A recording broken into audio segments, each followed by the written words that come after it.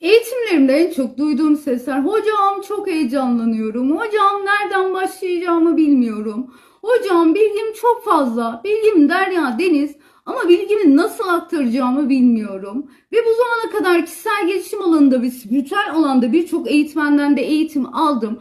Ama bilgimi nasıl aktarım sağlayacağımı bilmiyorum. Evet, ben de biliyorum, çok heyecanlısınız.